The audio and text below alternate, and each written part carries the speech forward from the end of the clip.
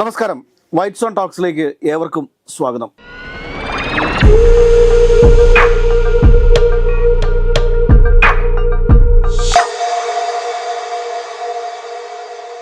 സാറേ നമസ്കാരം. ഇന്ന് സുപ്രീം കോടതി അരവിന്ദ് കേജ്രിവാളിന് ജാമ്യം അനുവദിച്ചിരിക്കുകയാണ്. അതിൽ പ്രത്യേക ഒരു പരാമർശം കൂടി ഈ വിധിയോട് ജാമ്യം അനുവദിച്ചുകൊണ്ടുള്ള വിധിയോടൊപ്പം പുറത്തു വരുന്നുണ്ട്. അത് CBI കൂട്ടിലടച്ച തത്തയാവരുത് എന്ന ഒരു വളരെ നിസ്സാരവൽക്കരിക്കാൻ സാധിക്കാത്ത അത്ര ഗൗരവകരമേറിയ ഒരു പ്രഖ്യാപനമാണ് എന്ന് നമ്മൾ കരുതണം. കാരണം നിസ്സാരമായിട്ടൊരു കാര്യമല്ല സുപ്രീം കോടതി വിലയിരുത്തിയിരിക്കുന്നത്. അത് കൂട്ടിലടച്ച തത്തയാണ് CBI അങ്ങനെ ആവരുത് എന്ന് പറയുമ്പോൾ ഈ കേന്ദ്ര ഭരണകൂട ഭീകരതയുടെ ഇരയാണ് അരവിന്ദ് കേജ്രിവാൾ എന്ന് നമുക്ക് പറയേണ്ടി വരും. കാരണം കഴിഞ്ഞ കുറേ മാസങ്ങളായി, അതായത് 22 മാസം CBI അറസ്റ്റ് ചെയ്യാതിരുന്ന അരവിന്ദ് കേജ്രിവാളിനെ ED കേസിൽ ജാമ്യം ലഭിച്ച ഉടനെ തന്നെ കസ്റ്റഡിയിലെടുക്കുക എന്ന് പറഞ്ഞു കഴിഞ്ഞാൽ അത് ഭരണകൂട ഭീകരതയാണ്. CBI കേന്ദ്ര സർക്കാർ കൂട്ടിൽ അടച്ചിട്ടിരിക്കുന്ന ഒരു തത്തയാണ് എന്ന് വ്യക്തമാവുകയാണ് ഇവിടെ. അതിന്ന് കോടതി പരാമർശിക്കുകയും ചെയ്തിരിക്കുന്നു. ശരിക്കും ഈ അരവിന്ദ് കേജ്രിവാൾ ജയിലിൽ പോകാനിടയായ സാഹചര്യങ്ങളെക്കുറിച്ചൊക്കെ നമുക്കറിയാം. എന്താണ് CBI ശരിക്കും ഒരു കൂട്ടിലടച്ച തത്തയാണോ ഇപ്പോൾ? തീർച്ചയായും CBI മാത്രമല്ല, ED ആയാലും മറ്റ് കേന്ദ്ര ഏജൻസികളുടെയൊക്കെ കഴിഞ്ഞ കുറേ കാലമായിട്ടുള്ള പ്രവർത്തനങ്ങളെ വിലയിരുത്തി കഴിഞ്ഞാൽ നമുക്കറിയാം, ഇന്ത്യയിലാകമാനം ഭരണകക്ഷിയായ BJPക്ക് വിരുദ്ധമായ നിലപാട് സ്വീകരിച്ച എല്ലാ രാഷ്ട്രീയ പാർട്ടികൾക്കെതിരെയും BJP കൃത്യമായി, അല്ലെങ്കിൽ ആഭ്യന്തര വകുപ്പ് കൃത്യമായി ഇത്തരം ഏജൻസികളെ ഉപയോഗിച്ചിട്ടുണ്ടെന്നുള്ളതിന് ഒരുപാട് കേസുകളുണ്ട്. അതിൻ്റെ ഏറ്റവും അവസാനത്തെ ഉദാഹരണം മാത്രമാണ് അരവിന്ദ് കെജ്രിവാൾ നമ്മൾ മനസ്സിലാക്കണം. ഇപ്പം ഡൽഹി മദ്യനയ കേസുമായി ബന്ധപ്പെട്ട് മുഖ്യമന്ത്രിയെ അറസ്റ്റ് ചെയ്യുന്ന എപ്പോഴാണ് നമുക്കറിയാം. ഡൽഹി മുഖ്യമന്ത്രി അരവിന്ദ് കെജ്രിവാളിനെ അറസ്റ്റ് ചെയ്യാൻ തീരുമാനിക്കപ്പെടുന്നത് കേന്ദ്രത്തിൽ BJP സർക്കാരിന് ഒരു തുടർച്ചയുണ്ടാവാത്തൊരു സാഹചര്യം, രാഷ്ട്രീയ സാഹചര്യം ഉരുത്തിരിയുന്നു എന്നുള്ള ഘട്ടം വന്നപ്പോഴാണ് കെജ്രിവാളിനെ അറസ്റ്റ് ചെയ്യുന്നത്. കാരണം എല്ലാ പ്രതിപക്ഷ കക്ഷികളും ചേർന്നുകൊണ്ട് 28ഓളം കക്ഷികൾ ചേർന്നുകൊണ്ട് ഇന്ത്യ മുന്നണി എന്നൊരു സഖ്യത്തിലേക്ക് പോകുന്നു എന്ന് കാണുകയും മാത്രമല്ല BJPയുടെ ഇത്തരത്തിലുള്ള ജനാധിപത്യ വിരുദ്ധ സമീപനങ്ങൾക്കെതിരെ ജനാധിപത്യ പാർട്ടികളെല്ലാം ഒന്നിക്കുന്നു കണ്ടപ്പോഴാണ് അതിൽ ഒരു ശക്തി കേന്ദ്രം എന്നുള്ള നിലയിലാണ് അരവിന്ദ് കെജ്രിവാളിനെ അറസ്റ്റ് ചെയ്യാൻ വേണ്ടി നിൽക്കുന്നത്. നമ്മൾ അറിയാം, സോറനെ അറസ്റ്റ് ചെയ്തിട്ടുണ്ടായിരുന്നു, അരവിന്ദ് കെജ്രിവാളിനെ അറസ്റ്റ് ചെയ്തു. മറ്റ് സിസോദിയ കുറേ കാലമായിട്ട് ആ സമയത്ത് ജയിലിൽ അടക്കപ്പെട്ടിരുന്നു. സിസോദിയാണ് ആദ്യം പിന്നീട് പുറത്തിറങ്ങിയത്. അത്തരത്തിലുള്ള കവിത എന്ന് പറയുന്നത് ആന്ധ്രയിലെ വളരെ പ്രധാനപ്പെട്ട ഒരു നേതാവിൻ്റെ മകൾ കൂടിയാണ് കവിത. അപ്പോൾ ഇത്തരത്തിലുള്ള നേതാക്കന്മാരെ എല്ലാം അറസ്റ്റ് ചെയ്തു. ഇപ്പോൾ ഈ ഡൽഹി മദ്യനയ കേസുമായി ബന്ധപ്പെട്ട് ED പലതവണ ചോദ്യം ചെയ്യാൻ വിളിപ്പിക്കുകയും ഈ ചോദ്യം ചെയ്യലിന് ഹാജരായിട്ടില്ല എന്നുകൊണ്ടാണ് ഈ ഇലക്ഷൻ്റെ ആ പ്രചരണങ്ങൾ തുടങ്ങുന്നതിൻ്റെ സമയത്ത് തന്നെ കെജ്രിവാളിനെ അറസ്റ്റ് ചെയ്യുന്നത്. ഇപ്പോൾ കെജ്രിവാളിന് ഇടക്കാല ജാമ്യം അനുവദിച്ചുകൊണ്ട് മാത്രമാണ് അദ്ദേഹത്തിന് പാർലമെൻറ്റ് തെരഞ്ഞെടുപ്പിൽ പ്രചരണ രംഗത്തൊക്കെ ഇറങ്ങാൻ പറ്റിയത്. പക്ഷേ ഈ തെരഞ്ഞെടുപ്പ് കാലത്ത് ചിലപ്പോൾ വലിയ ശക്തിയായി മാറിയേക്കാം, ആം ആദ്മി പാർട്ടി വലിയ ശക്തിയായി മാറിയേക്കാമെന്നും ഡൽഹിയിലും മറ്റ് സ്ഥലങ്ങളിലുമൊക്കെ ആം ആദ്മി പാർട്ടി BJPക്ക് വലിയ പ്രതിരോധം തീർത്തേക്കാം എന്നുള്ളത് കൃത്യമായ ധാരണ ഉണ്ടായിരുന്നു BJPക്ക് എന്നുള്ള നമ്മളിൽ കാണേണ്ടത്. അങ്ങനെയാണ് BJP ഈ സമയത്ത് തന്നെ അദ്ദേഹത്തെ അറസ്റ്റ് ചെയ്യുകയും ജയിലിലടക്കുകയൊക്കെ ചെയ്തത്. നമ്മൾ നോക്കൂ, ED അറസ്റ്റ് ചെയ്തു, ED കേസിൽ ജാമ്യം ഏതാണ്ട് അനുവദിക്കുന്നു എന്നുള്ള ഘട്ടത്തിലാണ് അരവിന്ദ് കെജ്രിവാളിനെ CBI ചോദ്യം ചെയ്യാൻ വേണ്ടിയിട്ട് തയ്യാറാവുകയും ജയിലിൽ നിന്ന് ചോദ്യം ചെയ്യുകയും ഇദ്ദേഹത്തിന് ജാമ്യം കിട്ടിയ അന്ന് തന്നെ ഇവർ അറസ്റ്റ് ചെയ്യുകയും വീണ്ടും CBIയുടെ കസ്റ്റഡിയിലേക്ക് പോവുകയൊക്കെ ചെയ്തു. ഒരേ കേസിൽ തന്നെ ഈ രണ്ട് നീക്കങ്ങളും ഉണ്ടായിരുന്നു. അപ്പോൾ തെളിവ് നശിപ്പിക്കപ്പെടും എന്നായിരുന്നു ഈ CBI ഏറ്റവും കൂടുതൽ കെജ്രിവാളിനെതിരെ ഈ അറസ്റ്റിൽ തന്നെ അദ്ദേഹം ജുഡീഷ്യൽ കസ്റ്റഡിയിൽ തന്നെ നിലനിൽക്കേണ്ടതുണ്ട് എന്നുള്ള നിലപാട് സ്വീകരിക്കാനുള്ള ഒരു പ്രധാനപ്പെട്ട കാരണം അദ്ദേഹം തെളിവ് നശിപ്പിക്കുന്നതായിരുന്നു. യഥാർത്ഥത്തിൽ അദ്ദേഹം വളരെ തിരഞ്ഞെടുക്കപ്പെട്ട ഒരു സ്ഥാനത്തിരിക്കുന്ന ഒരു വളരെ ഉത്തരവാദിത്തമുള്ള ഒരു പോസ്റ്റിലിരിക്കുന്ന ഒരാൾ എന്നുള്ള നിലയിൽ തന്നെ അദ്ദേഹത്തിന് ഈ ജനാധിപത്യ പ്രക്രിയയിൽ ഇടപെടാനൊന്നും പറ്റാത്ത സാഹചര്യങ്ങളിലേക്ക് ഇദ്ദേഹത്തെ കൊണ്ടുപോയി എന്നുള്ളത് നമ്മളിൽ കാണേണ്ടതുണ്ട്. ഇത് BJPയുടെ രാഷ്ട്രീയ വിരോധം തീർക്കാൻ വേണ്ടിയിട്ടുള്ള നടത്തിയ, ഈ ആം ആദ്മി പാർട്ടിയെ പൂർണ്ണമായി നശിപ്പിക്കാൻ വേണ്ടി നടത്തിയ നീക്കങ്ങളായി. നമ്മൾ ഈ കഴിഞ്ഞ 10 വർഷത്തെ കാലത്തെ മോദി ഭരണം വിലയിരുത്തുന്ന സമയത്ത് നമ്മൾ കാണേണ്ടത് എന്താണ്? ഒരു പക്ഷത്ത് ഈ രാഷ്ട്രീയ എതിരാളികളെ വലിയ രീതിയിൽ കാശ് കൊടുത്ത് വലിയ രീതിയിൽ പർച്ചേസ് ചെയ്യുക എന്നുള്ളതാണ് ഒരു തന്ത്രം. രണ്ടാമത്തെ തന്ത്രം, ഈ പർച്ചേസ് ചെയ്യാൻ പറ്റാത്തൊരു സാഹചര്യം വരുമ്പോൾ രണ്ടാമത്തെ തന്ത്രം എന്ന് പറയുന്നത് ഈ ED പോലുള്ള അല്ലെങ്കിൽ CBI പോലുള്ള ഇത്തരത്തിലുള്ള കേന്ദ്ര ഏജൻസികളെ ഉപയോഗിച്ചുകൊണ്ട് പൂർണ്ണമായും തകർത്ത് കളയുക എന്നുള്ളതാണ്. ഇതിനകത്തുള്ള നമുക്കറിയാം കുറേ പല സ്ഥലങ്ങളിലുള്ള കോൺഗ്രസ് നേതാക്കന്മാരും ഈ ആം ആദ്മി പാർട്ടിയിൽ നിന്ന് തന്നെ പല നേതാക്കന്മാരും ഒക്കെ BJP അനുകൂല നിലപാടിലേക്ക് പോകാനും പിന്നീട് അവരുടെയൊക്കെ സീറ്റുകളിൽ മത്സരിക്കുന്നൊക്കെ ചിത്രം നമ്മൾ കണ്ടു. ഇപ്പം ചില നേതാക്കന്മാർ പറഞ്ഞിട്ടുണ്ട്, ഈ BJPയുടെ കൂടെ പോയില്ല എങ്കിൽ കാരാഗൃഹവാസമായിരിക്കും നമ്മുടെ അടുത്ത സ്റ്റെപ്പ് എന്നുള്ളത്. അപ്പോൾ പലരും ജയിലിൽ കിടക്കാൻ താല്പര്യമില്ലാത്തത് കൊണ്ട് പലരും BJPക്കൊപ്പം പോയവരുണ്ട്, ഗ്രൂപ്പായി പോയവരുണ്ട്, ഒറ്റയ്ക്ക് പോയവരുണ്ട്. പിന്നെ ചില സ്റ്റേറ്റുകളിൽ ഗ്രൂപ്പായിട്ട് തന്നെ പർച്ചേസ് ചെയ്യപ്പെട്ട ചരിത്രമൊക്കെ നമുക്കറിയാം. ഇപ്പം കർണാടകത്തിലായാലും ശരി, മറ്റു പല സ്റ്റേറ്റുകളിൽ ഇപ്പം ഗോവയിലൊക്കെ നമ്മൾ കണ്ടതാണ്, ഒരുമിച്ച് അങ്ങ് പർച്ചേസ് ചെയ്ത് പോകുന്ന ഒരു സിസ്റ്റം ഒക്കെ കണ്ടതാണ്. ത്രിപുരയിൽ പർച്ചേസ് ചെയ്തതാണ്. അതെ, അങ്ങനെ പല സ്ഥലങ്ങളിലും പല സ്റ്റേറ്റുകളിലും ഇത്തരത്തിൽ പർച്ചേസ് ചെയ്ത് ഇപ്പം പർച്ചേസിങ് കപ്പാസിറ്റി കുറഞ്ഞിട്ടുണ്ട് BJPയുടെ. അപ്പോൾ അടുത്ത സ്റ്റെപ്പ് എന്ന് പറയുന്നത് ജയിലിലടക്കുക എന്നുള്ളതാണ്. പക്ഷേ നമ്മളിതിൽ കാണേണ്ടത് രണ്ടാം മോദി സർക്കാരിന്റെ കാലത്താണ് ഈ അരവിന്ദ് കെജ്രിവാൾ എന്നുള്ള ഡൽഹി മുഖ്യമന്ത്രി ജയിലിൽ ആക്കപ്പെടുന്നത്. പക്ഷേ ഇന്ന്, അതായത് മൂന്നാം മോദി സർക്കാരിന് ഒരു കൊലീഷൻ മിനിസ്ട്രി എന്നുള്ള നിലയിൽ തന്നെ അതിൽ മറ്റ് കക്ഷികളുടെയും കൂടി സ്വാധീനമുണ്ട് എന്നുള്ളത് കൊണ്ട് ഇനി അത് എളുപ്പമല്ല എന്നുള്ള കാര്യം നമ്മൾ മനസ്സിലാക്കണം. ഇപ്പോൾ നമുക്കറിയാം കെജ്രിവാളിനെ ഇനി ജാമ്യത്തിൽ ഇനി അധികകാലം ജുഡീഷ്യൽ കസ്റ്റഡിയിൽ വെക്കാൻ പറ്റില്ല. ജാമ്യം കൊടുത്ത് അദ്ദേഹത്തിന് നിയമപരമായി ഇന്ന് അദ്ദേഹം കുറ്റവാളിയാണെങ്കിൽ അത് ശിക്ഷിക്കപ്പെടേണ്ടതുണ്ട്. പക്ഷേ ഇത്തരത്തിൽ ഒരു വലിയൊരു നേതാവിന് എന്തിനാണ് ഇത്രയും കാലം ജയിലിൽ അടച്ചതെന്ന് ചോദിച്ചു കഴിഞ്ഞാൽ ഇപ്പോൾ അജ്ഞാതമാണത്. അപ്പോൾ അവിടെ വ്യക്തമാണ് എനിക്ക് തോന്നുന്നത് ഡൽഹി മദ്യ നയം എന്തായിരുന്നു എന്നുകൂടി നമ്മളൊന്ന് പരിശോധിക്കേണ്ടതുണ്ട്. കാരണം എനിക്ക് തോന്നുന്നു ഡൽഹിയിൽ നേരത്തെ മദ്യം വിറ്റുകൊണ്ടിരുന്നത് സർക്കാരിൻ്റെ കീഴിലുള്ള അതായത് കേരളത്തിലെ ബെവ്കോ മാതിരി തന്നെയുള്ള ഏജൻസിയുടെ കീഴിലാണ്. അത് സർക്കാർ നിയന്ത്രണത്തിലുള്ളൊരു ഏജൻസിയാണ് മദ്യം അവിടെ റീറ്റെയിൽ ഷോപ്പുകളിലേക്ക് വിതരണം ചെയ്തുകൊണ്ടിരുന്നത്. ഇവിടെ ഇപ്പോൾ ബെവ്കോ ഔട്ട്ലെറ്റ് മാത്രമാണ് കേരളത്തിലുള്ളത്. പക്ഷേ ഡൽഹി പോലെയുള്ള ഒരു സംസ്ഥാനത്ത് ഡൽഹിയിൽ എന്താ എന്ന് വെച്ച് കഴിഞ്ഞാൽ അത് സ്വകാര്യ വ്യക്തികളുടെയാണ്.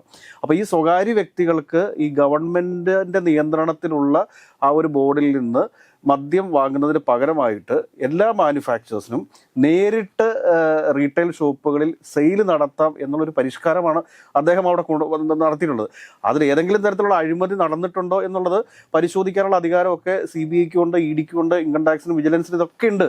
ഇതൊക്കെ സമ്മതിക്കുന്നു. പക്ഷേ നമ്മുടെ ചോദ്യം ഇതാണ്, ED കേസെടുക്കുകയും ED കേസിൽ ഇദ്ദേഹത്തിന് ജാമ്യം ലഭിക്കുകയും ചെയ്തതിന് ശേഷമാണ്, അതായത് 22 മാസത്തോളം CBI ഈ കേസിന് മേൽ ഒരു ഫയൽ നീക്കാതിരുന്നതിന് ശേഷം ED കേസിൽ ഇദ്ദേഹത്തിന് ജാമ്യം ലഭിച്ച ഉടനെ തന്നെ ഇദ്ദേഹത്തെ CBI കസ്റ്റഡിയിൽ എടുക്കുക എന്ന് പറഞ്ഞു കഴിഞ്ഞാൽ അതിനെ നമുക്ക് നിസ്സാരവൽക്കരിക്കാൻ പറ്റത്തില്ല.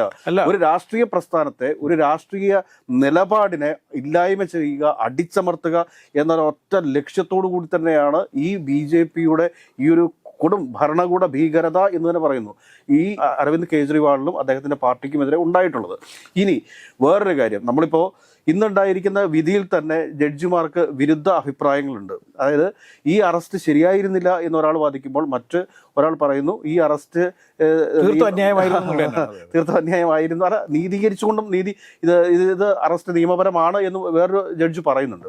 ഇതിനൊക്കെയുള്ള വൈരുദ്ധ്യങ്ങൾ നമ്മുടെ ഇന്ത്യൻ ജുഡീഷ്യറിയും ഇന്ത്യ ഗവൺമെൻറ് ഈ ഭരണഘടന ഭീകരത എന്ന് പറയുമ്പോഴത്തേക്ക് ജുഡീഷ്യറിയൊക്കെ ഒരു രാഷ്ട്രീയ ഭരണ നേതൃത്വം ഹൈജാക്ക് ചെയ്യുന്ന ഒരു സാഹചര്യത്തിലേക്ക് പോയി കഴിഞ്ഞാൽ നമ്മുടെ ജനാധിപത്യത്തിൻ്റെ അവസ്ഥ എന്താവും? അല്ല, നമുക്കിപ്പോൾ അത്തരത്തിലുള്ള ഡീറ്റെയിൽ ആക്കി നമുക്കിപ്പോൾ പറയാൻ പറ്റില്ല. കാരണം എന്ന് പറഞ്ഞാൽ ജുഡീഷ്യറി ബന്ധപ്പെട്ടുള്ള ചില അഭിപ്രായങ്ങൾ പറയുന്നതിനൊക്കെ ചില ഇതൊക്കെ ഉണ്ട്, ലിമിറ്റേഷൻസ് ഒക്കെ ഉണ്ട്. അതുകൊണ്ട് പക്ഷേ എങ്കിൽ പോലും ജുഡീഷ്യറിയിൽ തന്നെ പലതരത്തിലുള്ള നമുക്ക് സംശയാസ്പദമായ ചില സാഹചര്യങ്ങളിലൂടെ കടന്നു പോകുന്നതെന്ന് നമ്മൾ കാണേണ്ടതുണ്ട്. പലർക്കും ജാമ്യം നിഷേധിക്കുന്നതും പലർക്കും ജാമ്യം കൊടുക്കുന്നതും ഇപ്പോൾ കേരളത്തിലടക്കമുള്ള പല കേസുകളിൽ നമുക്ക് അറിയാം. ദേശീയതലത്തിലായാലും ഒക്കെ ഇത്തരത്തിലുള്ള ചില അധികാര കേന്ദ്രങ്ങളുമായി ബന്ധപ്പെട്ടുള്ള ജാമ്യവും ചില നിയമതരത്തിലുള്ള പ്രൊട്ടക്ഷനൊക്കെ നമുക്ക് കാണുമ്പോൾ അറിയാം ഇത് ഭരിക്കുന്ന പാർട്ടിക്ക് വേണ്ടി ചില അങ്ങോട്ടും ഇങ്ങോട്ടും. ഇപ്പോൾ പല ജഡ്ജിമാരും നമുക്ക് റിട്ടയർമെൻറ്റിനൊക്കെ ശേഷം MP-മാരാവുകയും അല്ലെങ്കിൽ ഗവർണർമാരൊക്കെ ആയി വരുന്നത് നമ്മൾ പണ്ടൊന്നും കാണാത്ത ചില സംഭവങ്ങളാണ് ഇപ്പോൾ കണ്ടുവരുന്നത്. അവരൊക്കെ പിന്നീട് അധികാര കേന്ദ്രത്തിൻ്റെ ഭാഗമായി മാറും. ഒരിക്കലും ജുഡീഷ്യറി അധികാര കേന്ദ്രവും അത്തരത്തിൽ ഈ തോളോട് തോൾ ചേർന്ന് പ്രവർത്തിക്കുന്ന ഒരു രീതി ഉണ്ടായിരുന്നില്ല. പക്ഷേ ഇപ്പോൾ കുറച്ച് കാലമായിട്ട് ഇപ്പം ചില വിധികൾ പറഞ്ഞ ജഡ്ജിമാർ പിന്നീട് നമ്മൾ 6 മാസം കഴിഞ്ഞിട്ട് MP ഒക്കെ ആയിട്ടാണ് കാണുന്നത്, രാജ്യസഭാ അംഗമൊക്കെ കാണുന്നു, ചില ആൾ ഗവർണറായി വരുന്നു എന്നൊക്കെ പറയുന്നത് ഇതിൽ കൃത്യമായ ഈ കൊടുക്കൽ വാങ്ങലുകൾ നടക്കുന്നുണ്ട് എന്നുള്ളത് നമുക്ക് സംശയിക്കുന്നതാണ്. അങ്ങനെ ഉണ്ട് എന്ന് നമുക്ക് ഒരിക്കലും പറയാൻ പറ്റില്ല, കാരണം നമ്മുടെ കയ്യിൽ തെളിവൊന്നുമില്ല. പക്ഷേ എങ്കിൽ പോലും ഇതൊരു അപകടകരമായ അവസ്ഥ തന്നെയാണ് ഇന്ത്യയിൽ ഉണ്ടായിക്കൊണ്ടിരിക്കുന്നത്. രാജ്യത്ത് ആകെ ആളുകൾക്ക് ഡിപ്പെൻഡ് ചെയ്യാൻ പറ്റുന്നത് ഇത്തരത്തിലുള്ള ഈ കോടതിയൊക്കെയാണ് എന്നുള്ളത് നമ്മൾ ഇതിൽ പരിശോധിക്കേണ്ടതുണ്ട്. ഇത്തരം വിഷയങ്ങൾ എന്തുകൊണ്ട് സംഭവിക്കുന്നു എന്നുള്ളത് ഇതിലൊക്കെ എല്ലാറ്റിലും രാഷ്ട്രീയം കടന്നു ചെല്ലുന്നൊരു അവസ്ഥ എന്ന് പറയുന്നത് ജനങ്ങൾക്ക് ജീവിക്കാനുള്ള അല്ലെങ്കിൽ കുറച്ചും കൂടി നീതിയൊക്കെ ലഭ്യമാവാനുള്ള ഒരു സാഹചര്യത്തെ അട്ടിമറിക്കപ്പെടുന്നു എന്നുള്ളത് നമ്മൾ ഭയത്തോടെ തന്നെ കാണേണ്ടതുണ്ട്. പക്ഷേ അരവിന്ദ് കെജ്രിവാളിനെ സംബന്ധിച്ചിടത്തോളം യഥാർത്ഥത്തിൽ വളരെ ഒരുപാട് കാലമായിട്ടുള്ളൊരു പാർട്ടിയല്ല.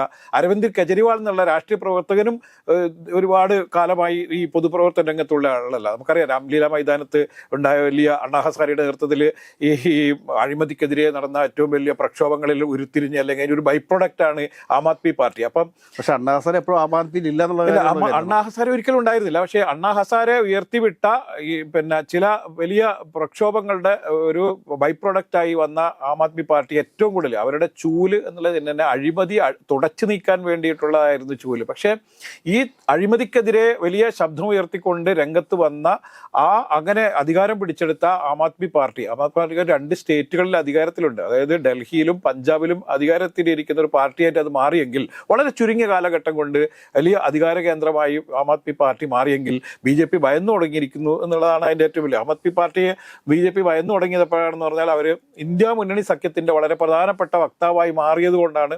അല്ലെങ്കിൽ അരവിന്ദ് കെജ്രിവാൾ വളരെ കൃത്യമായിട്ട് BJP വിരുദ്ധ നിലപാടുകൾ ദേശീയ തലത്തിൽ തന്നെ ഉയർത്തി കാണിക്കാൻ വേണ്ടി തയ്യാറായപ്പോഴാണ് അരവിന്ദ് കെജ്രിവാളിനെതിരെ ഈ തരത്തിലുള്ള ഏജൻസികളൊക്കെ വന്ന് കെട്ടിമുറുക്കി കൊണ്ടുവന്ന് ചിത്രം കണ്ടത്. ഇപ്പോൾ ഈ പാർലമെന്റ് ഇലക്ഷനിൽ യഥാർത്ഥത്തിൽ വളരെ കുറച്ച് ദിവസം മാത്രമാണ് ആം ആദ്മി പാർട്ടിയുടെ നേതാവ് എന്നുള്ള രീതിയിൽ അരവിന്ദ് കെജ്രിവാളിന് ഈ രാഷ്ട്രീയ പ്രവർത്തനം നടത്താൻ വേണ്ടി കഴിഞ്ഞു. അതും കോടതിയുടെ കനിവോടുകൂടി മാത്രമാണ്. അപ്പം BJP യഥാർത്ഥത്തിൽ ഞാൻ ഈ ആം ആദ്മി പാർട്ടി ഉണ്ടായ സമയത്തൊക്കെ ഞാൻ പറഞ്ഞിരുന്നത്, അല്ലെങ്കിൽ ഞാൻ അതിനെ വിലയിരുത്തിയിരുന്നത്, ഇത് BJPയുടെ ഒരു B ടീമായിട്ടായിരുന്നു. കാരണം നമുക്കറിയാം ഈ കറൻസികളിൽ ദൈവത്തിൻ്റെയൊക്കെ ഫോട്ടോ അടിക്കണമെന്ന് വരെയുള്ള പ്രസ്താവനകളൊക്കെ നടത്തിയ നേതാവായിരുന്നു ഈ അരവിന്ദ് കെജ്രിവാൾ. പക്ഷേ പിന്നീട് അവരുടെ നിലപാടുകളൊക്കെ മാറി കൃത്യമായി BJP വിരുദ്ധ നിലപാടുകളിലേക്ക് വന്നതോടുകൂടി ഇപ്പം ഈ ഡൽഹി കോർപ്പറേഷൻ തെരഞ്ഞെടുപ്പുമായി ബന്ധപ്പെട്ടുണ്ടായ കുറേ ചിത്രമൊക്കെ നമ്മൾ കണ്ടതാണ്. ആ ഭരണം പിടിക്കാൻ വേണ്ടി BJP അവിടെ ഉണ്ടായ ജനങ്ങൾ വോട്ട് ചെയ്തിട്ട് പോലും ഭരണം പിടിക്കാൻ വേണ്ടിയിട്ടൊക്കെ നീക്കം നടത്തിയൊക്കെ കണ്ടതാണ്. ഇന്നലെ നമ്മൾ മറ്റേ ഏറ്റവും പ്രമുഖ മാധ്യമ പ്രവർത്തകനായ രാജൻ സാറിനെ കാണുന്ന സമയത്ത് അദ്ദേഹം ഈ ഒരു വിഷയം തന്നെയാണ് നമ്മോട് സൂചിപ്പിച്ചിട്ടുണ്ടായിരുന്നത്. അപ്പോൾ അദ്ദേഹം ഇനി വരുന്ന ദിവസങ്ങളിലൊക്കെ അദ്ദേഹം അതൊരു ചരിത്രമായിട്ട് തന്നെ നമ്മളോട് വിശദീകരിക്കുമെന്നുള്ളൊരു പ്രതീക്ഷയിലാണ് നമ്മളിരിക്കുന്നത്. അപ്പോൾ ഇതിൽ ഏറ്റവും പ്രധാനപ്പെട്ട ഒരു കാര്യം എന്ന് വെച്ചാൽ അദ്ദേഹം പറഞ്ഞിട്ടുണ്ട്, ഇന്ത്യൻ രാഷ്ട്രീയത്തിൽ നിന്ന് ഈ ജാതിയും മതവും വർഗവും ഒന്നും ഒരിക്കലും എടുത്തു മാറ്റാൻ പറ്റത്തില്ല. ഈ ജാതിയും മതവും ഒക്കെ ചേർന്ന് തന്നെ ഇന്ത്യൻ രാഷ്ട്രീയം മുൻപോട്ട് പോകാൻ സാധ്യതയുള്ളൂ. അതിനപ്പുറത്തേക്ക് സമ്പൂർണമായൊരു മതേതര നിലപാടുകളിലൂടെ ഒന്നും ഈ ഒരു രാഷ്ട്രീയ പാർട്ടിക്ക് മുമ്പോട്ട് പോകാൻ സാധിക്കത്തില്ല. ഏതെങ്കിലുമൊക്കെ ഒരു പക്ഷത്തിൻ്റെ പിന്തുണ ഇല്ലാതെ ഈ ഇന്ത്യയിൽ അധികാരത്തിലെത്തുക എന്ന് പറഞ്ഞു കഴിഞ്ഞാൽ അത് സാധിക്കുന്നൊരു കാര്യമല്ല എന്നുള്ള കാര്യം നമുക്കറിയാം. ഇപ്പോൾ തന്നെ അത് നമുക്ക് മറ്റൊരു വിഷയമായിട്ട് ചർച്ച ചെയ്യാം. ഏതായാലും ഇപ്പോൾ ഈ അരവിന്ദ് കെജ്രിവാളിൻ്റെ ഒരു അറസ്റ്റുമായി ബന്ധപ്പെട്ട് വരുമ്പോൾ അദ്ദേഹം നടത്തിയിട്ടുള്ള അഴിമതി കാര്യങ്ങൾ ഇതിനെയൊക്കെ ഒരു സൈഡിലേക്ക് മാറ്റി നിർത്തി കഴിഞ്ഞാൽ ഈ കേന്ദ്ര ഗവൺമെൻറ് തങ്ങൾക്ക് വഴങ്ങാത്ത ആളുകളെ അല്ലെങ്കിൽ തങ്ങളെ പിന്തുണയ്ക്കാത്ത രാഷ്ട്രീയ പാർട്ടികളെ തങ്ങളുടെ വരുതിക്ക് നിർത്തുന്നതിന് വേണ്ടിയിട്ട് EDയെയും CBIയെയും ഉപയോഗിക്കുന്ന ഒരു രീതി ജനാധിപത്യത്തിന് ഭൂഷണമല്ല. അത് ജനാധിപത്യത്തെ അപകടത്തിൽ കൊണ്ട് എത്തിക്കുന്ന ഒരു കാര്യമാണ്. അതിനൊക്കെ അപ്പുറത്തേക്ക് നമ്മൾക്ക് ഒരു സ്റ്റെപ്പ് കൂടി കടന്ന് ചിന്തിച്ചു കഴിഞ്ഞാൽ ഇപ്പോൾ ഈ നിയമപരമായ ഈ നിയമവാഴ്ചയെ തന്നെ, നമ്മുടെ രാജ്യത്തെ നിയമവാഴ്ചയെ തന്നെ തകിടം മറിക്കുന്ന രീതിയിലാണ് ഈ ED ഉദ്യോഗസ്ഥന്മാരുടെയൊക്കെ ചില നിലപാടുകൾ. ഈ ED ഉദ്യോഗസ്ഥന്മാർ തന്നെ ഏറ്റവും കറപ്റ്റഡ് ആയിട്ടുള്ളൊരു സ്ഥാപനമാണ് ഇന്ത്യയിലെ എൻഫോഴ്സ്മെന്റ് ഡയറക്ടറേറ്റ് നമുക്ക് പറയേണ്ടി വരും. ഇൻകം ടാക്സും EDയൊക്കെ ഏറ്റവും കൂടുതൽ അഴിമതിക്കാരായ ഉദ്യോഗസ്ഥന്മാരെ കുത്തിനിറച്ചു വെച്ചിരിക്കുന്ന ഒരു സ്ഥലമാണെന്ന് പരസ്യമായിട്ട് പറയേണ്ടത് നമുക്ക് ഒരു മടിയും വരുന്നത്. വേണ്ടി വന്നാൽ അതിന്റെ തെളിവുകൾ ഉൾപ്പെടെ പുറത്തുവിടാൻ വേണ്ടി നമുക്ക് സാധിക്കും. അപ്പം നമ്മൾ ഇതിൽ കാണേണ്ടത് ഇപ്പം ഈ 2 ടേമിൽ മോദി ഭരിച്ച പോലെ മോദിക്ക് ഇത്തരത്തിലുള്ള ഏജൻസികളെയൊക്കെ വെച്ചുകൊണ്ട് രാഷ്ട്രീയ പ്രതിയോഗികളെ പൂർണ്ണമായും തകർക്കാൻ വേണ്ടി ഇനി സാധ്യമല്ല എന്നുള്ളതുണ്ട്. മാത്രമല്ല ഈ വരാനിരിക്കുന്ന അപ്പോൾ ഹരിയാനയിലും ജമ്മുവിലും പിന്നീട് മഹാരാഷ്ട്രയിലും ഈ ബീഹാറിലൊക്കെ വരാനിരിക്കുന്ന തെരഞ്ഞെടുപ്പുകളിൽ ഇനി ഈ BJPക്ക് പഴയ പോലെയുള്ള വലിയ ഈ സ്വീകാര്യത ഉണ്ടാവില്ല. ഈ സ്ഥലങ്ങളിലൊന്നും ഭരണത്തിലൊക്കെ വരാനുള്ള സാധ്യതയും വളരെ കുറവാണെന്നുള്ളത് നമ്മൾ കാണേണ്ടതുണ്ട്. അപ്പോൾ ഈ രാഷ്ട്രീയ പ്രതിരോധികളെ എങ്ങനെ ഇനി ഇത്തരത്തിൽ വലിയ ഏജൻസികളെന്ന് ഉപയോഗിച്ചുകൊണ്ട് പൂർണ്ണമായും തീർക്കാൻ കഴിയില്ല എന്നും മാത്രമല്ല BJPക്കെതിരെ ഉയർന്നുകൊണ്ടിരിക്കുന്ന വലിയൊരു കൂട്ടുകെട്ട്, അതായത് ഈ ഇന്ത്യ മുന്നണിയുമായി ബന്ധപ്പെട്ട് നടക്കുന്ന കോൺഗ്രസിൻ്റെയൊക്കെ നേതൃത്വത്തിൽ ആം ആദ്മി പാർട്ടിയുടെയൊക്കെ നേതൃത്വം നടക്കുന്ന വലിയൊരു കൂട്ടുകെട്ട് വലിയ രീതിയിലുള്ള മുന്നേറ്റം തുടരുക തന്നെ ചെയ്യും. മാത്രമല്ല BJPയും അതുപോലെ തന്നെ മോദിയും കുറച്ചും കൂടി ശേഷി കുറഞ്ഞ അവസ്ഥയിലേക്ക് അല്ലെങ്കിൽ അവരുടെയൊക്കെ പ്രസക്തി കുറഞ്ഞുകൊണ്ടിരിക്കുന്ന ഒരു സാഹചര്യത്തിലൂടെയാണ് ഈ ജാമ്യത്തെ നമ്മളിൽ വിലയിരുത്തേണ്ടത്. അതുകൊണ്ട് വരും കാലത്ത് ഇന്ത്യയിൽ ഇത്തരത്തിലുള്ള ഈ BJPയുടെ ഈ ഏകാധിപത്യപരമായ നീക്കങ്ങളൊന്നും ഇനി വലിയ രീതിയിൽ ക്ലച്ച് പിടിക്കില്ല എന്നുള്ളത് തന്നെയാണ് നമുക്കിൽ പറയാനുള്ളത്. ഏതൊക്കെയായാലും ഒരു കാര്യം നമുക്ക് വിശ്വസിക്കാം, മൂന്നാം മോഡി സർക്കാരിൽ നിതീഷ് കുമാറും ചന്ദ്രബാബു നായിഡും ഒക്കെ ഉള്ളത് ഇന്ത്യൻ ജനാധിപത്യത്തിന് ഒരു പ്രതീക്ഷയാണ്. ഇന്ത്യയുടെ ജനാധിപത്യവും മതേതരത്വവും നിയമവാഴ്ചയും ഒക്കെ ഇവിടെ ഇങ്ങനെ തന്നെ നിലനിൽക്കാൻ ഇവരുടെ സാന്നിധ്യം ഇടയാക്കും എന്ന് മാത്രം പറഞ്ഞുകൊണ്ട് നിർത്തട്ടെ. നന്ദി, നമസ്കാരം.